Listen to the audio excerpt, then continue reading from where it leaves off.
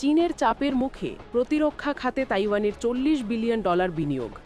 চীনের সঙ্গে উত্তেজনা, প্রতিরক্ষা খাতে তাইওয়ানের $40 বিলিয়ন বিনিয়োগ।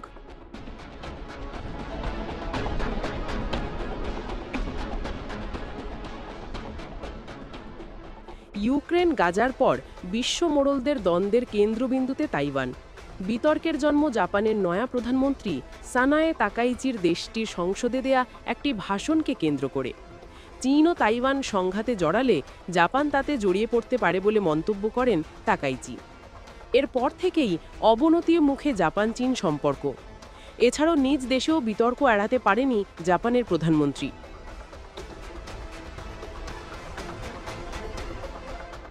টোকিওর প্রধানমন্ত্রীর কার্যালয়ের সামনে জড়ো হয়ে কয়েকশো বিক্ষোভকারী স্লোগান ও প্লাকার্ড হাতে তাকাইচির চীন নিয়ে বিতর্কিত মন্তব্যের প্রতিবাদ জানাতে থাকে।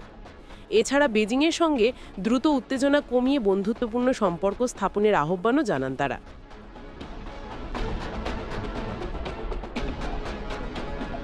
এদিকে চলমান সংঘাতের মধ্যে তাইপেতে আয়োজিত এক অনুষ্ঠানে তাইওয়ানের প্রেসিডেন্ট জানান, যুক্তরাষ্ট্রের সঙ্গে তাদের সম্পর্ক পাথরের মতো দৃঢ়।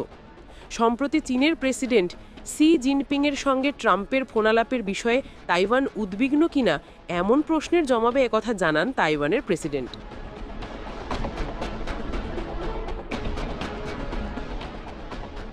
এদিকে চীনের বাড়তে থাকা হুমকির মুখে আন্তরক্ষার জন্য অতিরিক্ত $40 বিলিয়ন সম্পূর্ণ প্রতিরক্ষা বাজেট প্রণয়ন করবে তাইওয়ান।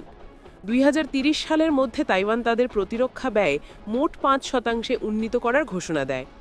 মঙ্গলবার তাইওয়ানের রাষ্ট্র কার্যালয় জানায়, সার্বভৌমিত্ব রক্ষায় ঐক্যবদ্ধ তাইওয়ানের 2 কোটিরও বেশি মানুষ।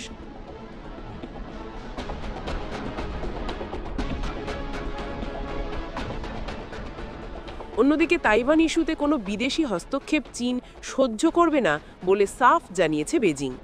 বুধবার চীন সরকারের তাইওয়ান বিষয়ক মুখপাত্র জানান, স্বাধীনতা, সার্বভৌমিত্ব ও অখণ্ডতার প্রশ্নে কাউকে এক চুল ঝাড় দেবে না চীন।